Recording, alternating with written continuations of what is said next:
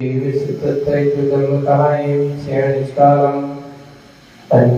पूजनी वंदामि नमसामि नखो कमखो पहिलाओ सुखी गमनं समाजीवनं चिन्वसुपत्ति होइनचम नवसो पर्वाणे स्वादविलयं पूर्वचन किमेत सकल कंचातम पूजा वंदा समितम आचार्य भक्ति काय शिखिम करोमि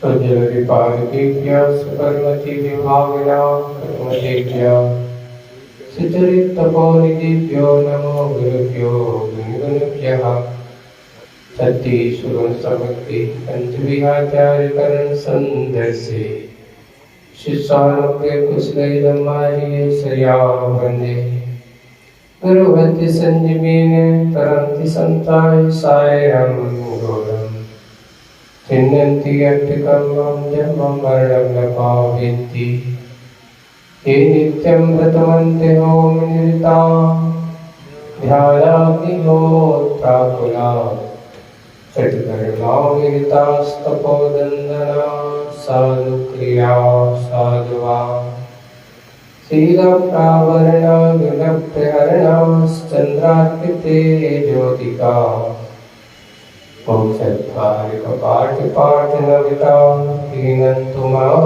साधुवा गुरुवा पान्तुनो नित्यं ज्ञानदर्शननायकः चारित्रणो गम्भीरा मोक्षमार्गोपदेशिका शिक्षायन्ते आयुर्भक्तिकौ सुखकौतुसागच्यं संज्ञानसन्दर्शसञ्चरचित्तानं पंचविहाचारमार्याणम् आराधि सदनानवदेशानं वज्रयानं त्रिकल्पानलयानं सभ्यसावनं शयनचकारं पंचमी पूजमी वन्दामि नमसामि दुःखको कमखो बोधियाओ सुखीगमनं समाजीवनं चिन्मयसम्पत्ति होइनचम बोलो शासन न्याय भगवान स्वामी की जय हो।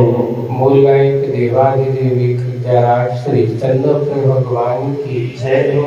परम पूज्य आचार्य गुरुवर श्री विद्यासागर जी महाराज की जय हो। अहिंसा परमो धर्म की जय हो। परम पूज्य मुनिवर श्री सागर जी महाराज की जय।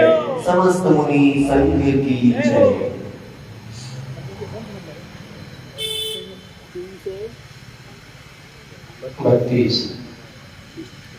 332 नंबर का पेज मुखमंडी का।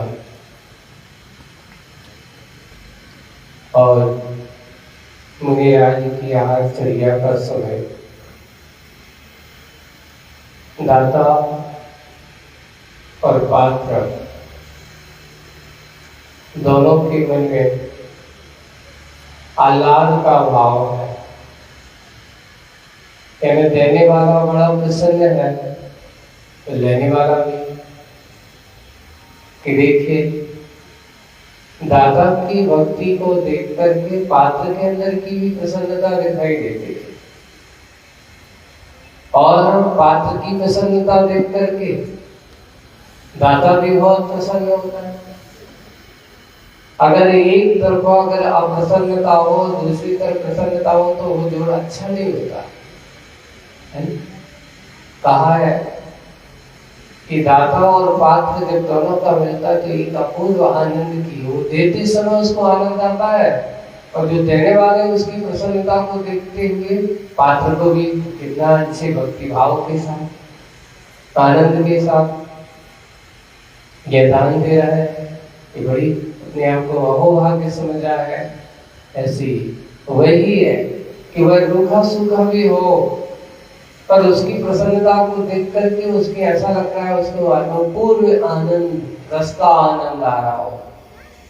एक कहा है किसी ने व्यक्ति से कि व्यक्ति के मन में अगर अच्छा आनंद का स्रोत बहता हो तो बाहर अगर नीरस भोजन भी दिया जाए तो नीरस में भोजन में भी आनंद आता है। और अगर अंतरंग से उसकी प्रगति नीरस है, रूखी सूखी सी है, और बाहर से अच्छे रसगुल्ला पूरी पकवान खिलाए जाए तो वे भी उसे अच्छे नहीं लगते। यानी बाहर के माहौल की प्रसन्नता अंतरंग की प्रसन्नता का कारण होती है। और वही मुनिराज बस लेते जा रहे हैं, चाहे रसदार हो, चाहे रूखा हो, सूखा हो, इस बर्तन से दूसरे बर्तन में। उनका तो यही है कि हाथ में लेकर के अपने शरीर को चलाना है। भोजन पान परिवर्तन होता है क्या? उस समय कभी बर्तन में कोई परिवर्तन होता है?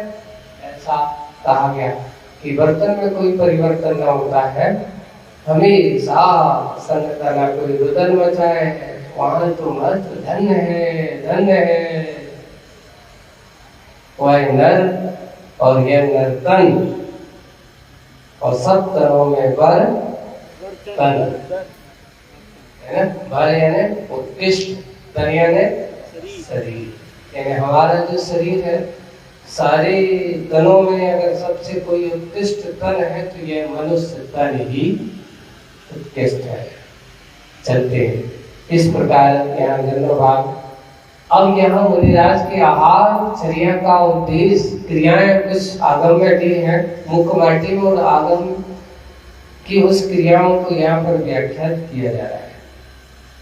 बीजारोपण से पूर्व जब कोई भी बोनी करता है या कोई भी बीज का वपन किया जाता है तो बीज के वपन के बीजारोपण से पूर्व जल के बहाव से कटी पिटी छिद्र गर्त वाली धरती में, जो भी कटी पिटी है, छिद्र वाली धरती है, कूड़ा कचरा कंकर पत्थर डाल, कैसी भी उसको कूड़ा करकट डाल करके और कंकर पत्थर डाल करके उसे समतल बनाता है कृषक यानी किसान, उसे अच्छे से समतल बना देता है। और समतल बना करके बस इसी भांति दाता दान देता जाता, इसी भावना से। जैसे कि वह किसान अपनी जमीन के गड्ढा भर देता ना, तो जहाँ कहीं की कोई कूड़ा कचरा वाला कच्ची भी तो गड्ढे में पटक देता है, गड्ढा भर जाता है, जमीन को क्या कर देता है? समतल बना देता है। बस इसी भांति दाता दान देता जाता है, पात्र से लेता जाता है, उधर पूर्ति करना है ना। यहाँ ये मत देखो कि नीरस है कि सरस है, उधर इसका नाम गर्त पूरण वृत्ति आगम में देखो, एक सप्र पूरण कहा या गर्त पूरण कहा। आगे एक और बताया जा रहा है गोचरी वृत्ति है, अक्षर वृत्ति है, ब्राह्मी वृत्ति है ना, ये सब अग्निशमक वृत्ति है। ऐसा ये सारी वृत्तियों का वर्णन यहाँ लिखा जा रहा है कि जैसे पात्र से लेता जाता है उधर पूर्ति करना है ना, इसी का नाम तो गर्त पूर्ण वृत्ति है। समता धर्मी श्रवण की यह वृत्ति है, समता के भाव को रखने वाली वो श्रवण की वृत्ति है। इसको कहते हैं गर्त पूर्ण। गड्ढा है, खाली हो जाता है तो आवाज करने लगता है, और भर जाता है तो शांत, किसी प्रकार की आपत्ति विपत्ति नहीं होती। ऐसे ही ये गर्त पूर्ण वृत्ति श्रवण की अब दूसरे वृत्ति आती। भूखी गाय के सम्मुख जब घास फूस डाला जाता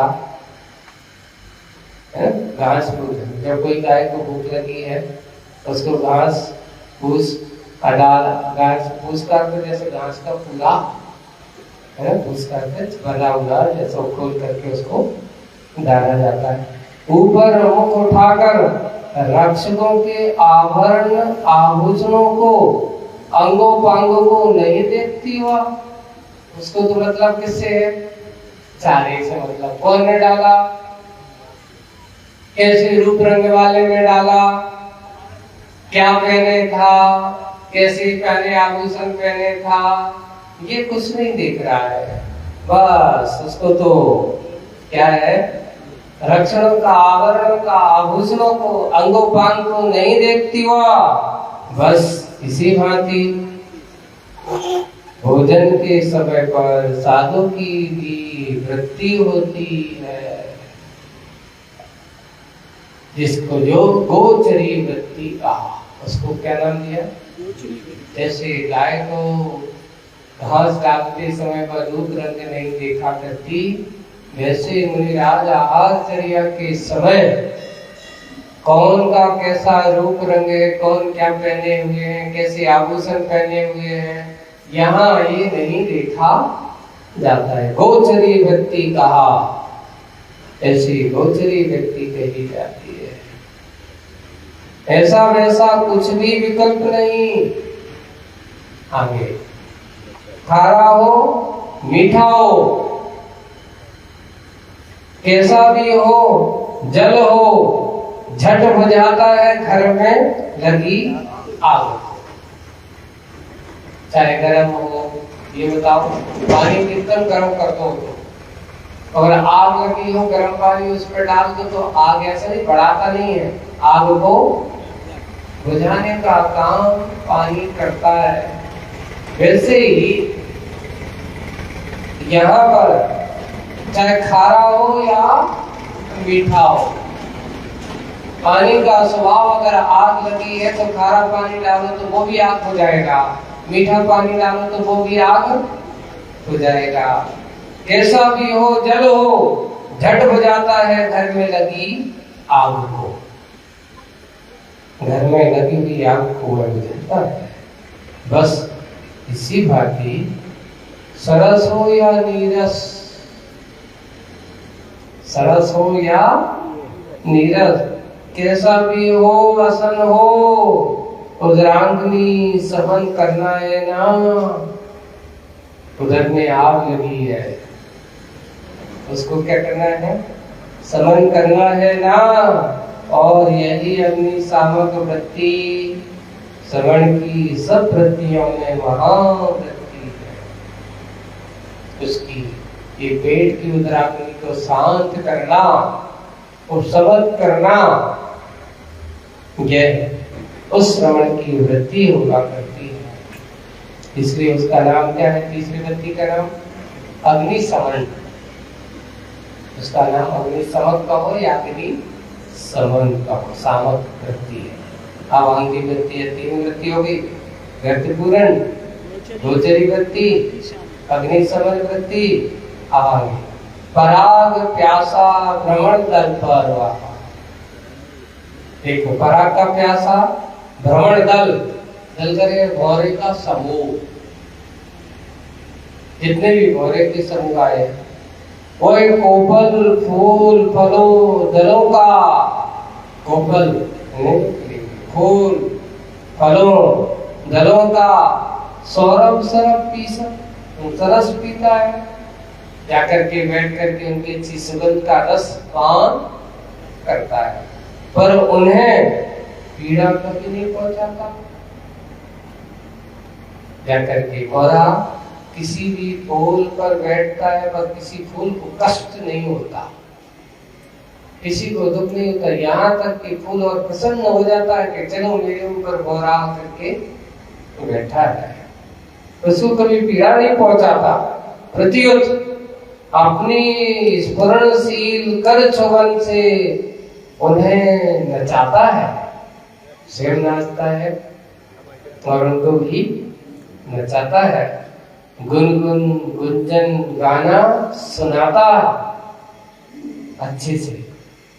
बस इसी भांति पात्र को दान देकर दाता भी पूरा नहीं समाता, वो भी देता जा रहा है।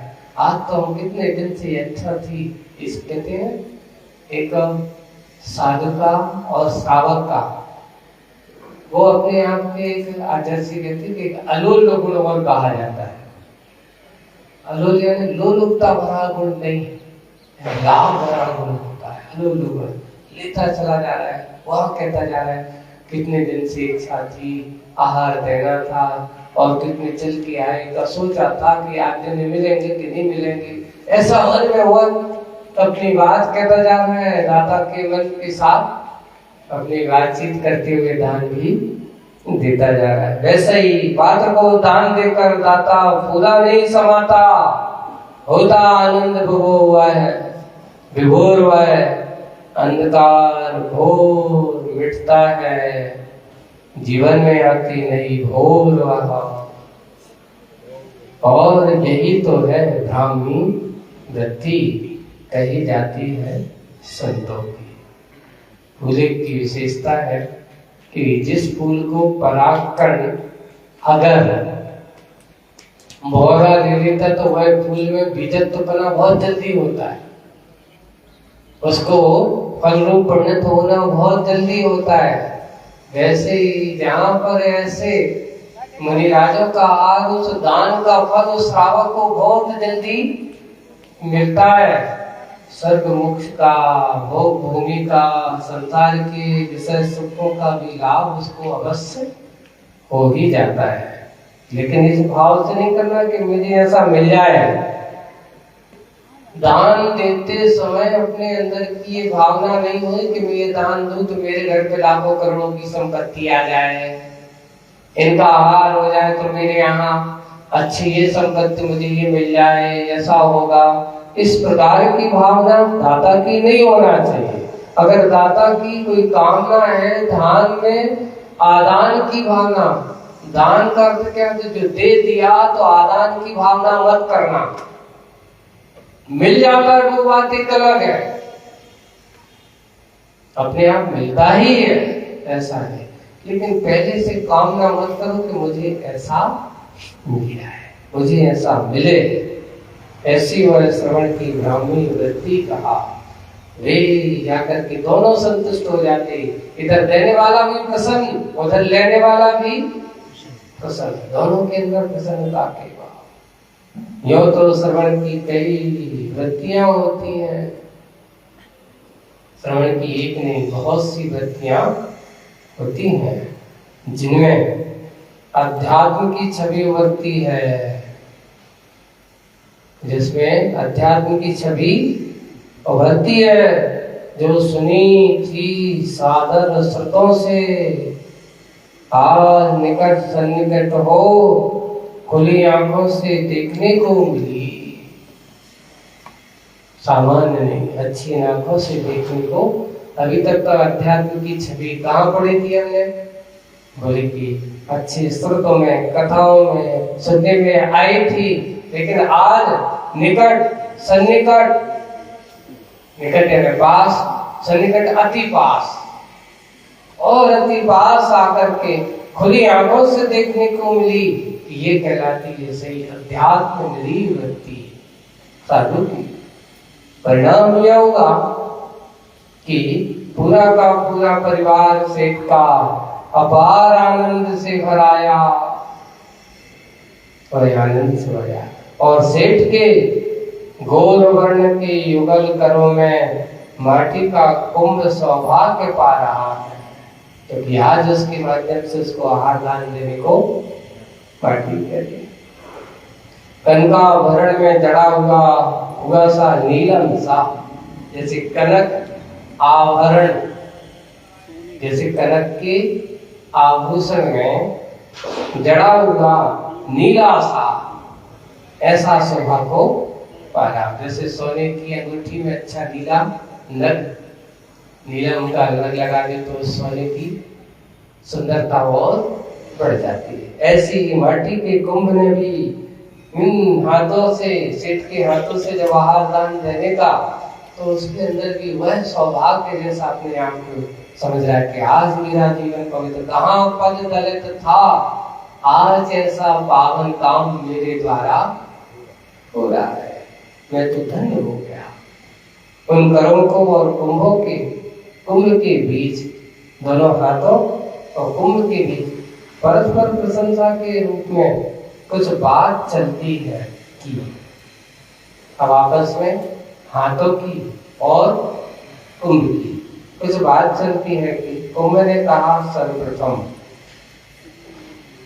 उस कुंभ ने कहा पहले, तुमने तो मुझे ऊपर उठाकर अपना लिया, बड़ा उपकार किया मुझ पर।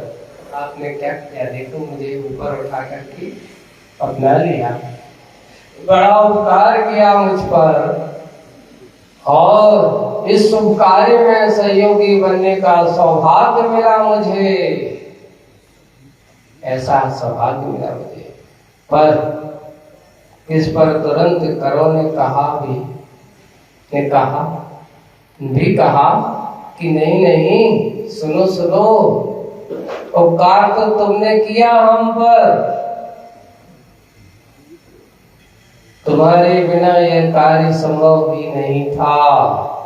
इस कार्य में भावना भक्ति जो कुछ है तुम्हारी है, हम तो ऊपर से निमित्त भर ठहरे। हम तो क्या है, ये निमित्त भर ठहरे, हम तो देने वाले। आपके सहयोग के बिना अगर इस पात्र में यह नहीं होता तो आज मुनिराज को मैं देता कैसे? वो तो कह रहा हूँ मैं तो एक निमित्त भर ठहरा हूँ, ऐसा भाव करता होगा और ऊपरी चर्चा को सुनता होगा। नीचे पात्र का कर पात्र कहता है कि देखो, ये दोनों की चर्चा किसकी चल रही? कुंभ की, और दोनों दाता के हाथों की चर्चा चल रही थी। और चर्चा के ऊपरी चर्चा को सुनता हुआ नीचे के पात्र का कर पात्र कहता है, जो जिसमें हाथ में मुनिराज ले रहे हैं, तो वो कर पात्र कहता है कि पात्र के बिना कभी पानी का जीवन टिक नहीं सकता, क्योंकि पात्र नहीं है तो जीवन पानी टिक नहीं सकता। और पात्र के बिना कभी प्राणी का जीवन टिक नहीं सकता, पानी और प्राणी दोनों के बाद। ऐसे ही पात्र के बिना कभी प्राणी का जीवन टिक नहीं सकता, परंतु पात्र से पानी पीने वाला उत्तम पात्र तो हो नहीं सकता। पानी पात्र ही परमोत्तम माना है, पात्र भी परिग्रह है ना। देखो, पात्र से पानी पीने वाला उत्तम पात्र नहीं हो सकता। यानी अच्छे से सोने चांदी के पात्रों में पानी भर के पीने वाला कभी उत्तम पात्र नहीं हो सकता। उत्तम पात्र कौन होता है?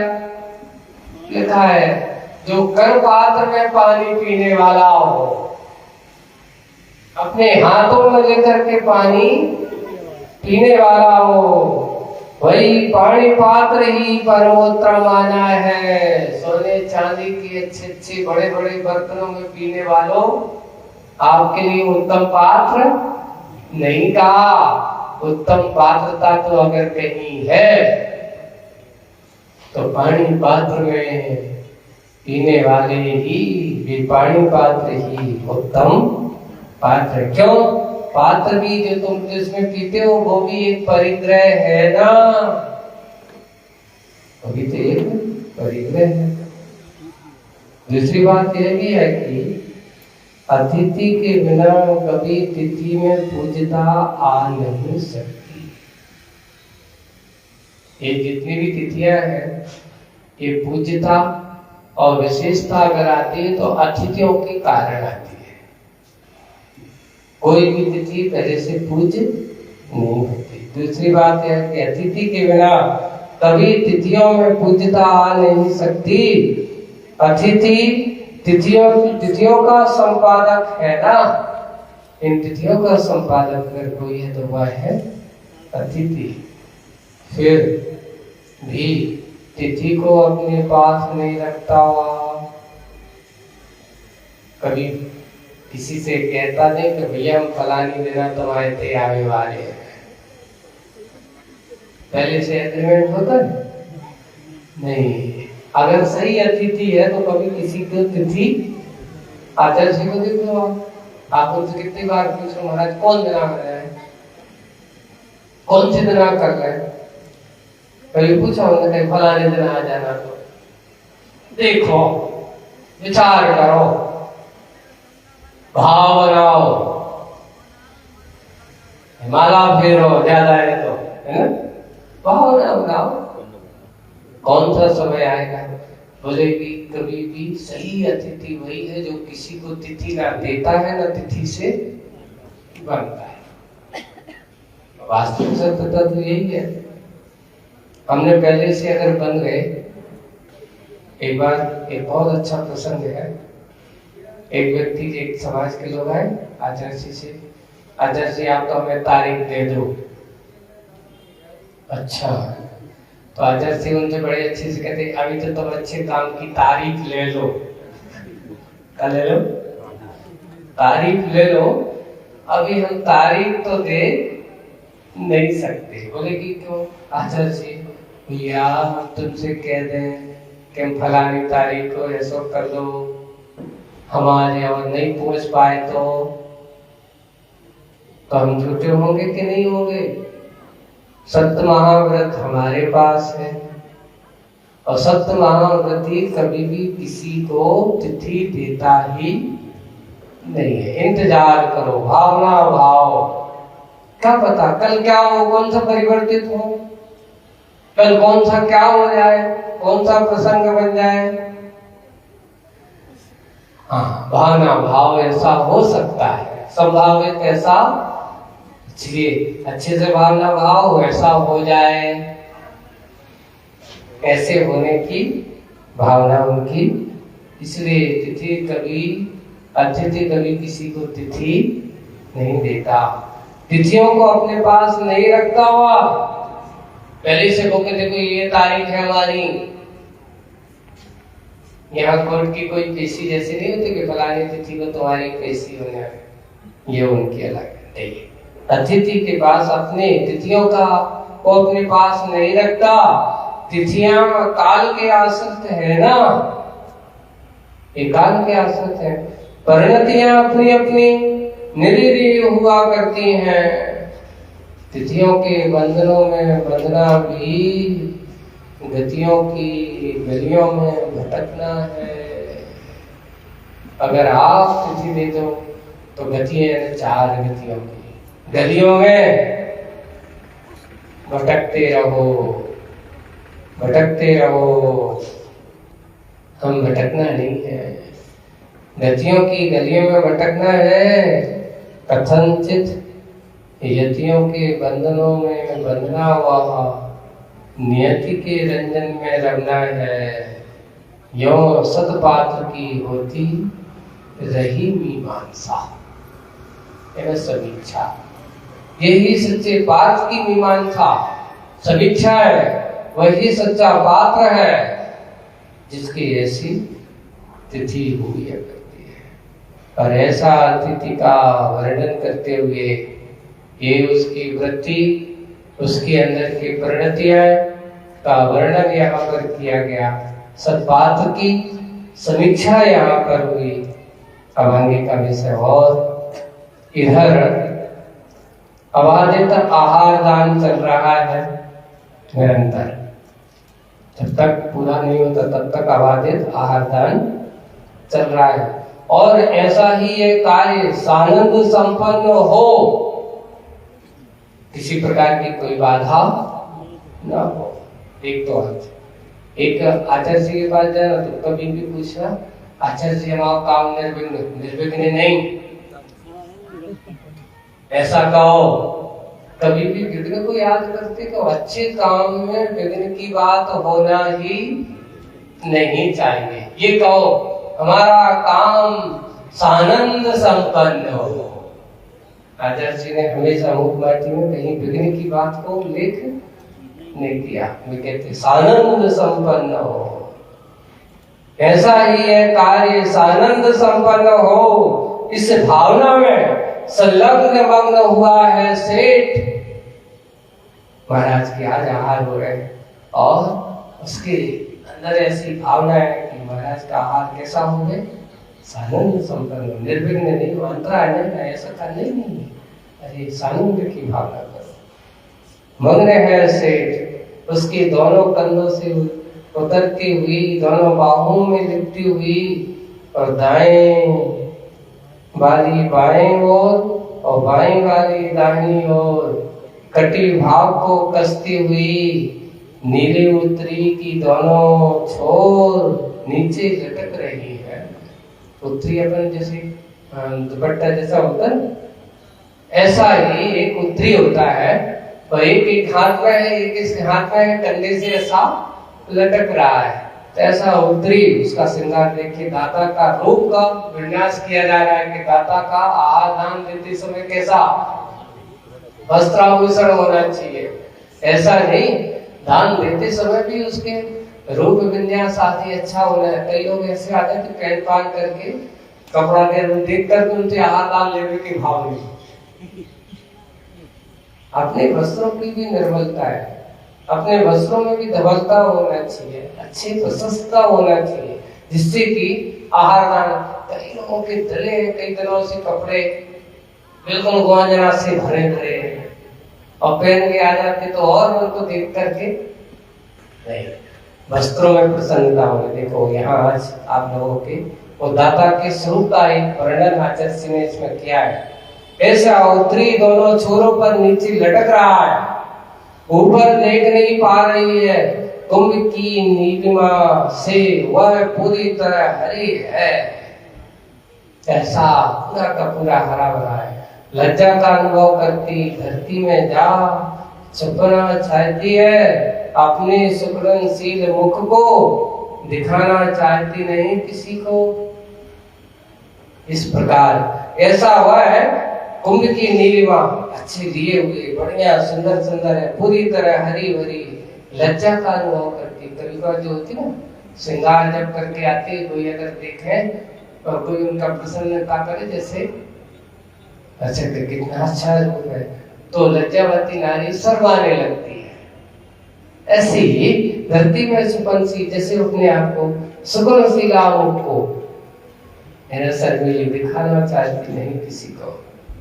सेठ के दाहिने हाथ की मध्यमा में मुद्रित मुखी स्वर्णिम मुद्रा, ऐसी मुद्रित अच्छे प्रसन्न मुखी, देख करके जैसे बहुत सुंदर सुंदर है, और स्वर्ण मुद्रा है, सोने की मुद्राएं हैं, जो माणिक के मणि से मंडित है। तो आज कई लोग कहते महाराज, कुछ लोग तो महाराज कहते हैं कि आहार के समय अंगूठी और जेदी पहनना चाहिए, ये ठीक नहीं है। देखो पहनना तो चाहिए, लेकिन इतना है कि आप इसको पहनते हो तो कभी कभार क्या होता है कि गंदगी हो, साफ सुथरी हो, अच्छे हाथ धो लेना चाहिए, धो करके उतार के साफ सुथरा कर लेना चाहिए।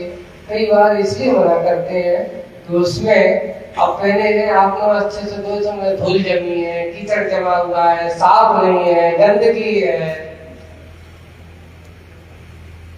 ये उनको ऐसे नहीं, साफ सुथरा हो पर उसका अच्छी मुद्रा है, माणिक मणि से मंडित है, जिसकी रक्तिम आभा अतिथि के अरुणिम अधरों से बार बार अपनी तुलना करती है।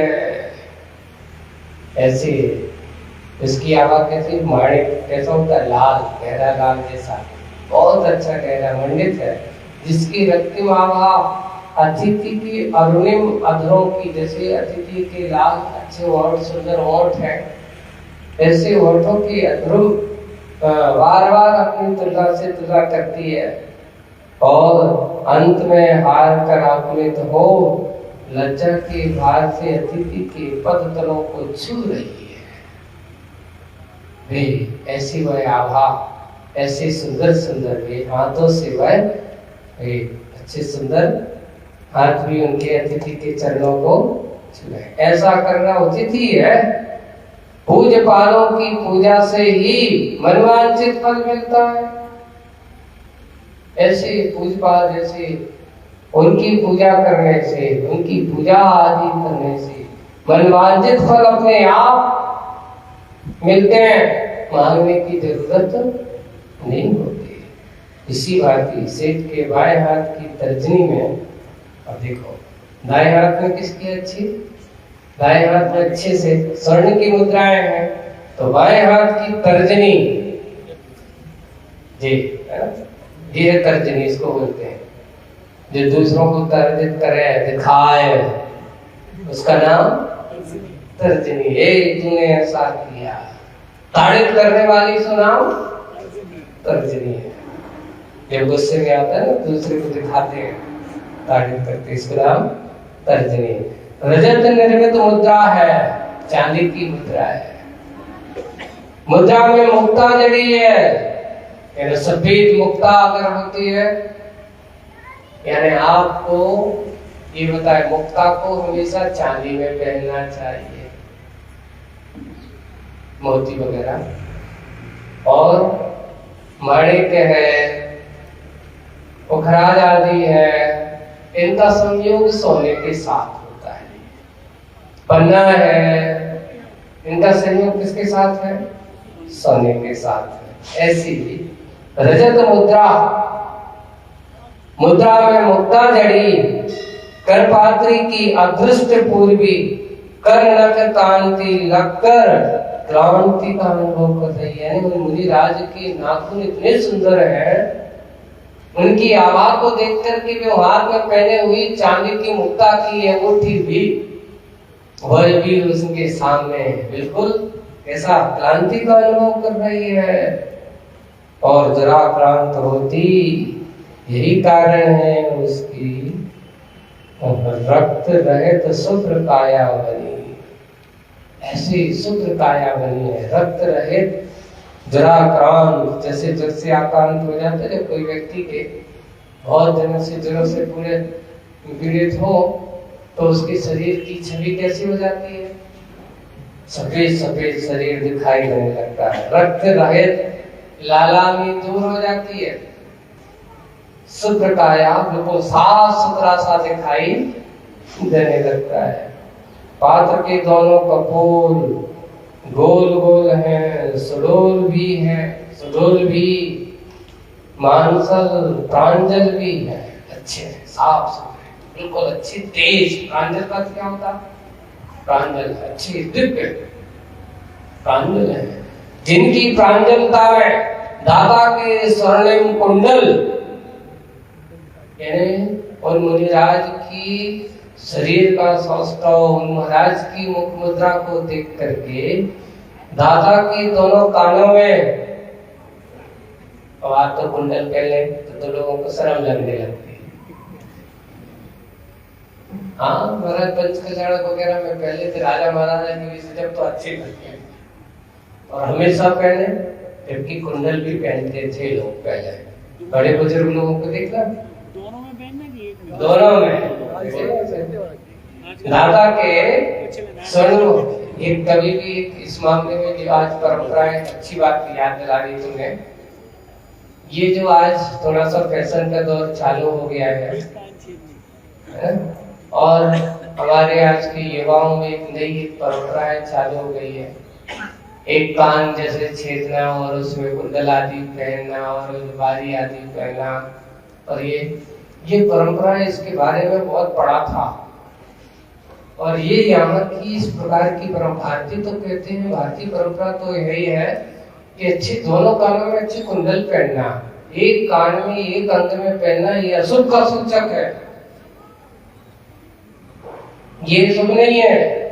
और इसका बारे में एक रीजन पढ़ा था कि ये कहां से आई है, पाश्चात्य संस्कृति की देन थी और ये अच्छे संकेत नहीं है। तो वहां पर वो कहने लायक भी नहीं, वो कहने में ही शर्म लगती है।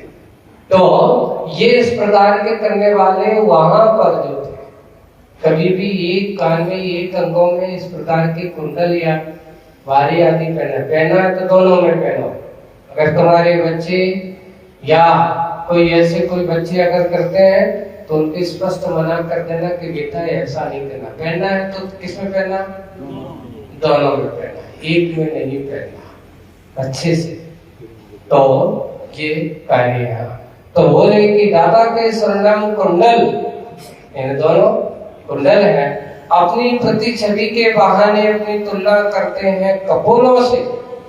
मुनिराज के कपोल जो माथा है, जो गाल है, पूरा का उनके कपोल ऐसा सुंदर आवाज से युक्त है।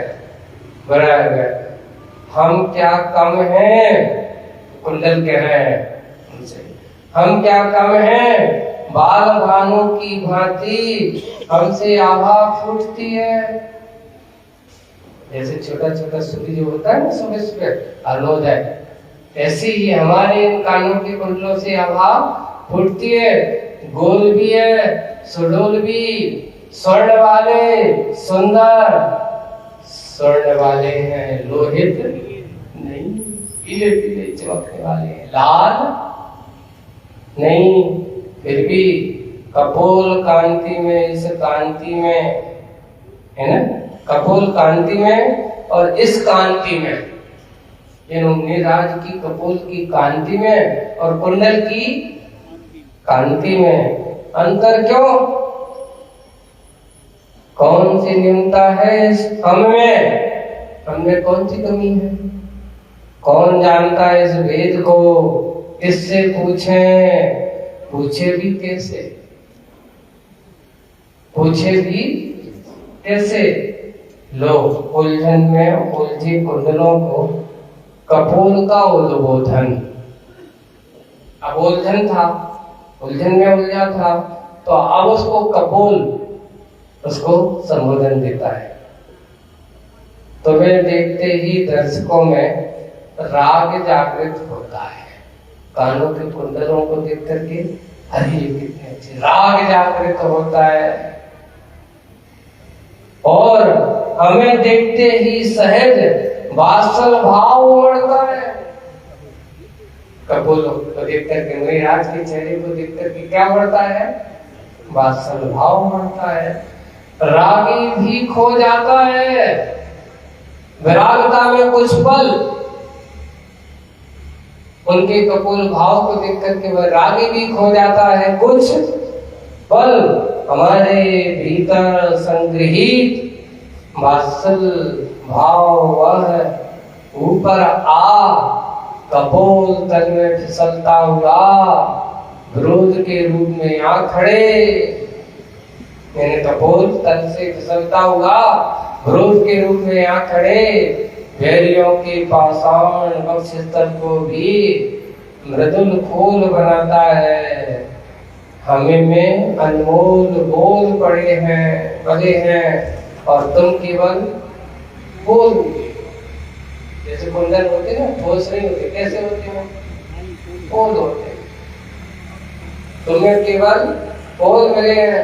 एक बात और है कि विकसित या विकासशील, एक विकसित और एक विकासशील जीवन भी क्यों ना हो, कितने भी उज्जवल गुण क्यों ना हो, पर से स्व की तुलना करना पराभव का कारण है, दीनता का प्रतीक। इसलिए कभी किसी से तुलना मत करो कि मैं उससे बड़ा, उसके समान।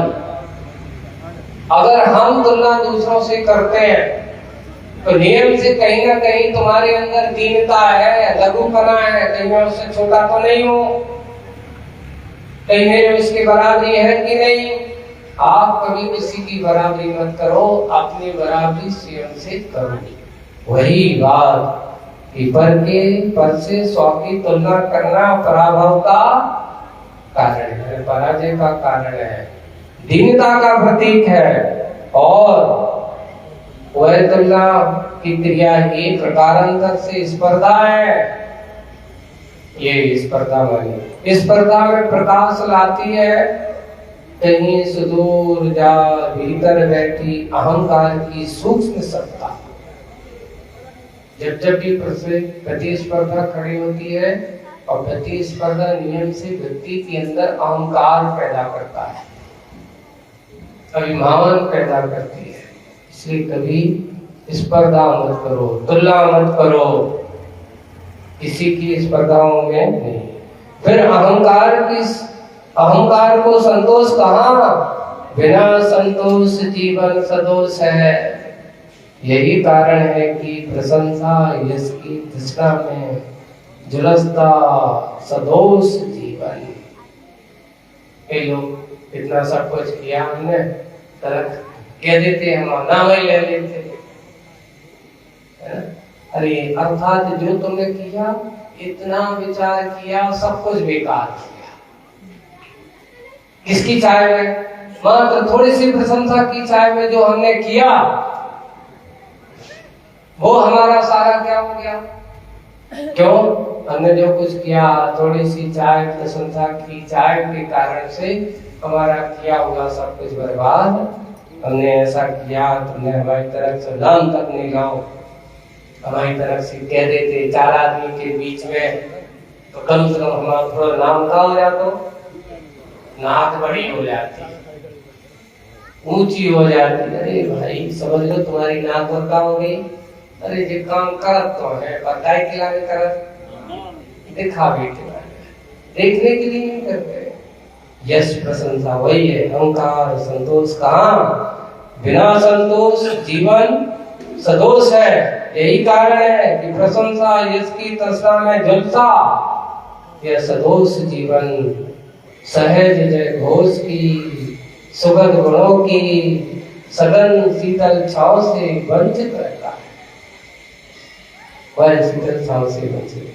वैसे स्वयं यह स्वाशब्द कह रहा है कि स्व यानी संपदा, स्व की विधि का विधान है, स्व की निधि का निधान है, स्व की उपलब्धि ही सर्वोपलब्धि है। अतुल की तुला क्यों? यानी अतुल की जिससे तोला ना जा सकते, उसका नाम अतुल है, और हम उसको क्या कर रहे हैं? तोलने की कोशिश कर रहे हैं। अतुल की तुला क्यों? योग कपोलों से अपनी खोल खुलई दे, और मुनि राजों के कपोल भाव से अपनी पोल को खोल खुली दे। कुंदन के कुंडल वाह कुंदित कांति लीन हुए। देख तुम अपनी प्रशंसा चाह रहा था, और यहाँ मुनि राजों के कपोल से अपनी कल्पना करना चाहता है। अरे उन कपोलों की कल्पना करना तेरी बहुत बड़ी भूल है।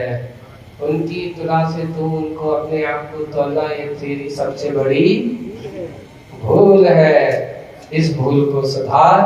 और आज यहाँ पर मुनि राजों के आहारचर्या के साथ साथ सेठ के श्रृंगार और कुंडलों आदि का वर्णन और कहा जा रहा है। सेठ ने एड़ी से लेकर चोटी तक क्या पहन रखा है? कमल कंटा की आभासम भीतर पीतांबर का पहनाव पहना है। ऐसा अच्छे वस्त्र जो कैसे हैं? अच्छे पीतांबर से। उस समय आचार्य जी के साथ जो थे वस्त्रों के ऐसा चलते थे, पर आहार दान के समय अब आचार्य जी कहते हैं नहीं, श्वेत वर्ण ही होना चाहिए। जिस पहनाव में उसका मुख गुलाब सा खिल रहा है, अच्छा जब पहना है और पहने कपड़े अच्छे पहने और चेहरा अच्छा नहीं हो तो बेकार लगता है।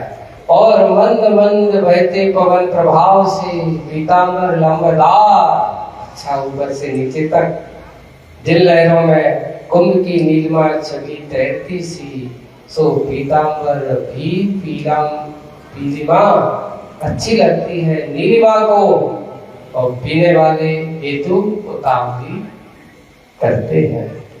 आगे की बात इस प्रकार वस्त्राभूषण का वर्णन किसका हो गया? सेठ का और सेठ के परिवार का। अब आगे की बात अपन समझेंगे बाद में। आज बस इतना ही। बोलिए परम पूज्य आचार्य गुरुवर श्री विद्यासागर जी। जय परम पूज्य मुनिवर श्री विद्यासागर जी महाराज की जय। जानी के ज्ञान ते सूझे लोक